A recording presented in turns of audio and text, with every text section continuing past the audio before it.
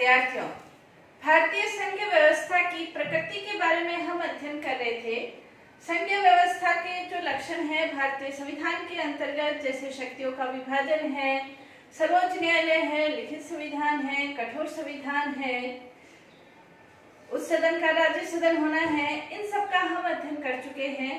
भारतीय संघीय व्यवस्था एक अपने ढंग की मौलिक संघीय व्यवस्था है और भारतीय संविधान निर्माता संघीय व्यवस्था की दुर्बलताओं से परिचित थे, इसलिए वो संघात्मक शासन को उस अर्थ में नहीं लागू करना चाहते थे जिस अर्थ में अमेरिका, स्विट्जरलैंड या ऑस्ट्रेलिया के अंतर्गत है।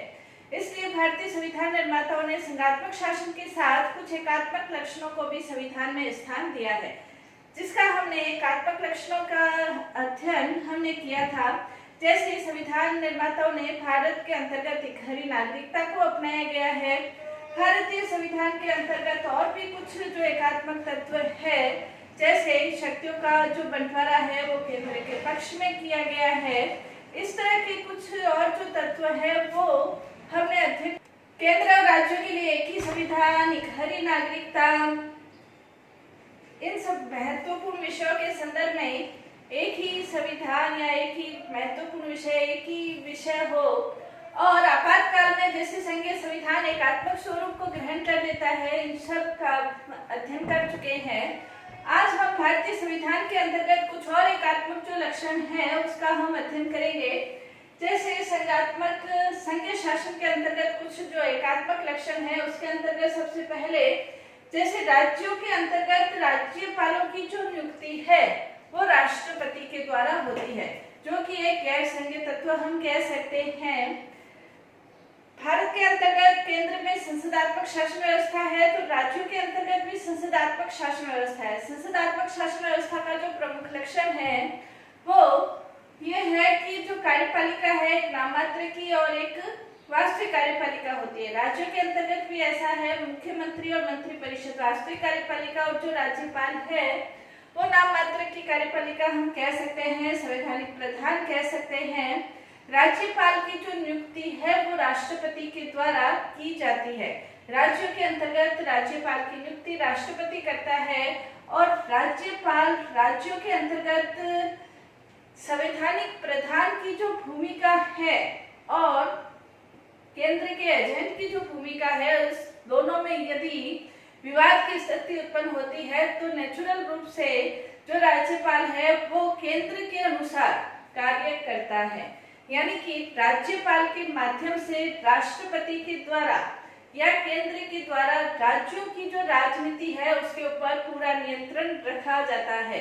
राज्यपाल संवैधानिक प्रमुख है। संवैधानिक प्रमुख होने के कारण वो केंद्र के एजेंट की भूमिका या केंद्र के दिशा निर्देशों के अनुसार राज्य में अपनी भूमिका का निर्वाह करता है। तो राज्यों में राज्यपाल की जो नियुक्ति है वो राज्यों की स्थिति, राज्यों की राजनीतिक व्यवस्था के ऊपर केंद्र का एक नियंत्रण हम कह सकते हैं, जिसकी नियुक्ति राष्ट्रपति के द्वारा की जाती है। दूसरा, यदि हम देखें संघीय शासन के अंतर्गत एकात्मक लक्षण भारतीय संविधान के अंतर्गत, तो आर्थिक दृष्टि से जो राज्यों की स्थिति है, आर्थिक दृष्टि से राज्यों की स्थिति बहुत निर्बल स्थिति है। वित्तीय संबंध का बंटवारा किया गया है। कुछ जो वित्त के क्षेत्र के अंतर्गत कुछ जो शक्तियां हैं केंद्र के पास है, कुछ राज्यों के पास है। केंद्र के पास भी कर लगाने की शक्ति है, राज्यों के पास भी कर लगाने की शक्ति है, लेकिन आय का जो महत्वपूर्ण स्रोत है वो केंद्र के पास है। आय अधिकतर केंद्र को प्राप्त होती है और उसके कारण राज्यों की जो निर्भरता है वो केंद्र के ऊपर रहती है। केंद्र अनुदान के माध्यम से राज्यों को अपने नियंत्रण में रहता है। राज्यों के अंतर्गत कोई भी योजना चलानी है, किसी भी प्रकार का प्रोजेक्ट बनाना है तो राज्यों को केंद्र के अनुसार ही कार्य करना पड़ता है, क्योंकि उनको वित्तीय निर्भरता केंद्र पर रहती है। जब केंद्र पर वित्तीय निर्भरता रहती है तो ऑटोमेटिक रूप से केंद्र का नियंत्रण राज्यों के ऊपर रहता ही है।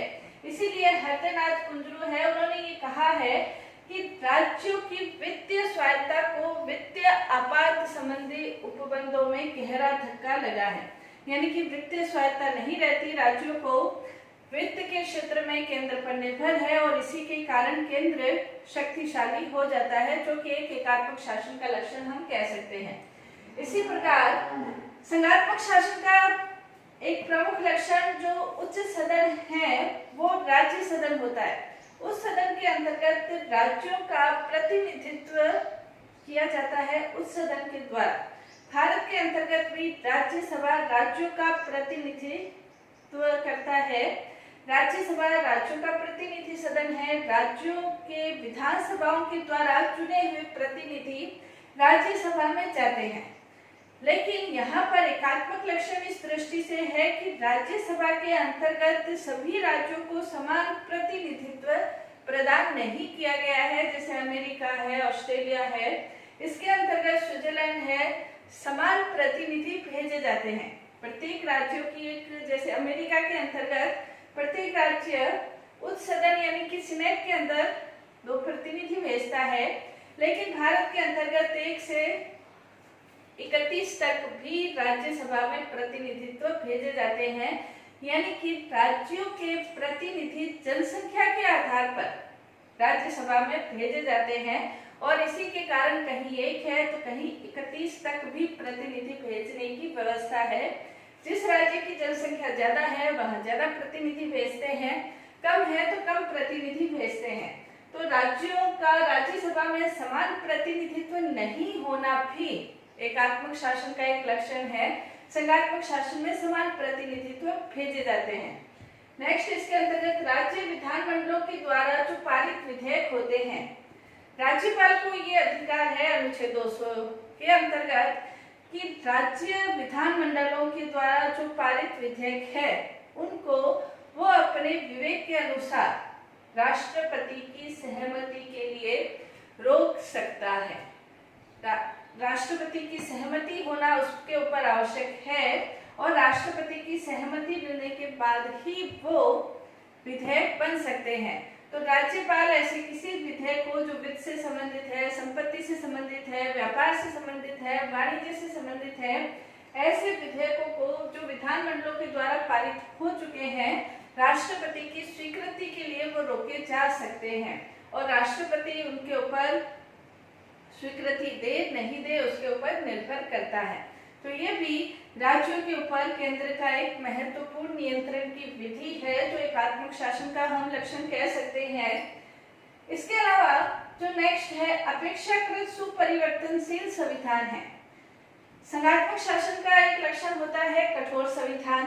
कठोर संविधान के अंतर्गत संविधान में संशोधन की प्रक्रिया और साधारण कानूनों को बनाने की जो प्रक्रिया है उन दोनों में अंतर होता है। भारतीय संविधान के अंतर्गत भी संघात्मक शासन के अंतर्गत हमने पढ़ा था कठोर संविधान।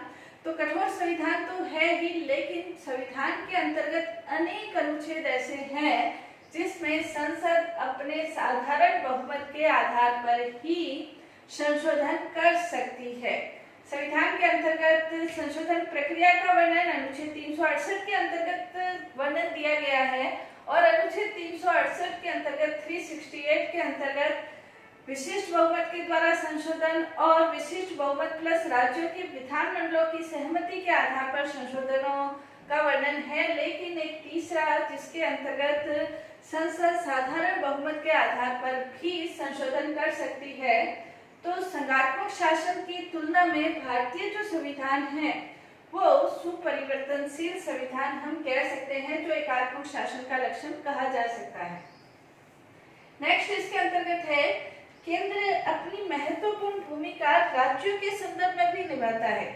राज्यों के अंतर्गत यदि किसी भी प्रकार के विवाद की स्थिति उत्पन्न हो जाती है तो उस विवाद की स्थिति उत्पन्न होने में, जैसे नदी जल के बंटवारों से संबंधित विवाद है या सीमाओं से संबंधित विवाद है या व्यापार वाणिज्य से संबंधित विवाद है, राज्यों के 2 या 2 से अधिक राज्यों का या 2 से अधिक राज्यों का आपस में जो विवाद है उस विवाद का निपटारा करने की जो शक्ति है वो केंद्र के पास है। तो केंद्र ऑटोमेटिक रूप से ही शक्तिशाली हो जाता है क्योंकि वो राज्यों के अंतर्गत विवादों का निपटारा करता है। इसके अंतर्गत अनुच्छेद 263 के अंतर्गत अंतरराज्य परिषद की स्थापना करने की शक्ति प्रदान की गई है, जिसमें केंद्र के द्वारा राज्यों के विवादों का निपटारा करने के लिए अंतरराज्य परिषद की स्थापना, क्षेत्रीय परिषदों की स्थापना करने की जो शक्ति है वो केंद्र के पास है। तो केंद्र इनके माध्यम से भी राज्यों के ऊपर अपना प्रभुत्व स्थापित करता है। इसके अलावा जांच आयोग राज्यपाल के अनुशंसा के आधार पर, राज्यपाल की स्वीकृति के आधार पर बिना मुख्यमंत्रियों के मंत्रियों के उनको परामर्श देने के बिना भी राज्यपाल राष्ट्रपति को मुख्यमंत्री या उसके मंत्री या सरकार, राज्यों की सरकार के विरुद्ध जांच आयोग की स्वीकृति दे सकता है या अनुशंसा कर सकता है। और बिना मुख्यमंत्रियों के भी केंद्र सरकार को यह अधिकार है कि यदि उसे लगता है कि मुख्यमंत्रियों के विरुद्ध या मंत्रियों के विरुद्ध, सरकार के राज्य सरकारों के विरुद्ध किसी न प्रकार का जांच होनी चाहिए, भ्रष्टाचार के विरुद्ध या अन्य किसी आधार पर जांच होनी चाहिए, तो केंद्र सरकार को यह अधिकार है कि वो राज्य सरकारों के विरुद्ध जांच आयोग की स्थापना कर सकती है। इसके अलावा केंद्र सरकार के पास जो कृपा की शक्तियां हैं, जिनके आधार पर भी, क्योंकि कई ऐसे मुद्दे हैं जैसे अखिल भारतीय सेवाएं हैं, प्रशासनिक सेवाएं हैं, निर्वाचन आयोग है, इनके माध्यम से भी केंद्र सरकार राज्यों के ऊपर नियंत्रण रखती है। और इन कृपा की जो शक्तियां हैं, इन कृपा की शक्तियों के अंतर्गत न सिर्फ केंद्र सरकार राज्य सरकारों को प्रभावित कर सकती है बल्कि नियंत्रित भी कर सकती है। तो इन सब आधारों पर हम कह सकते हैं, कई विद्वान ये कहते भी हैं कि भारत के अंतर्गत एकात्मक शासन व्यवस्था है, लेकिन वास्तव में ये बात सही नहीं है। भारत में संघात्मक शासन व्यवस्था ही है और इसके अंतर्गत 1994 में सर्वोच्च न्यायालय ने ये निर्णय दिया था कि भारतीय शासन व्यवस्था संघीय शासन व्यवस्था है और ये संविधान का मूल ढांचा है, यानी कि संघात्मक शासन व्यवस्था को संसद अपने विधान के द्वारा परिवर्तित नहीं कर सकती है। हालांकि भारत के अंतर्गत संविधान को, जैसे अम्बेडकर ने ये कहा है कि संविधान को संघवाद के कठोर ढांचे में नहीं ढाला गया है।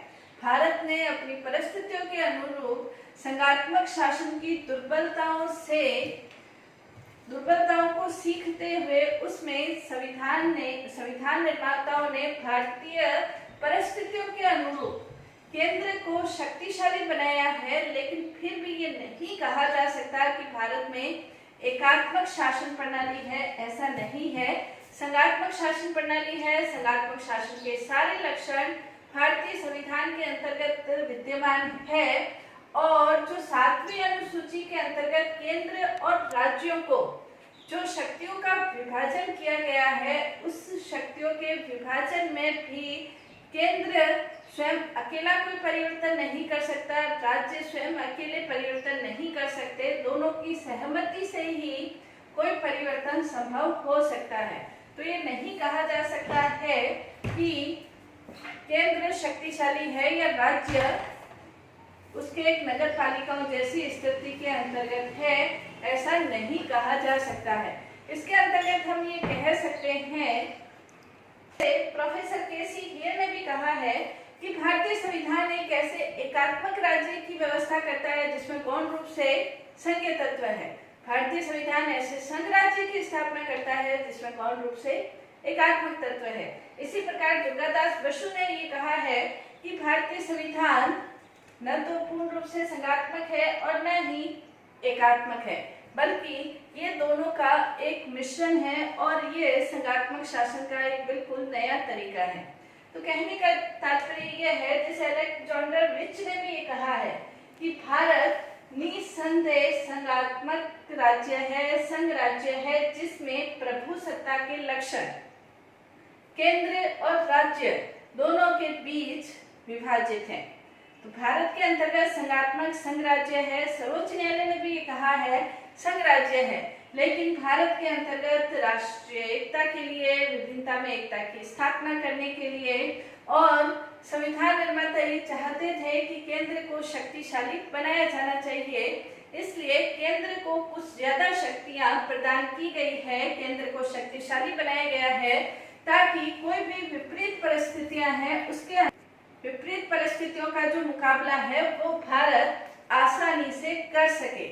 इसलिए निष्कर्ष रूप में हम ये कह सकते हैं कि शक्तिशाली केंद्र व्यवस्था के अंतर्गत भारत में संघ राज्य की स्थापना या संघात्मक शासन व्यवस्था की स्थापना की गई है। धन्यवाद।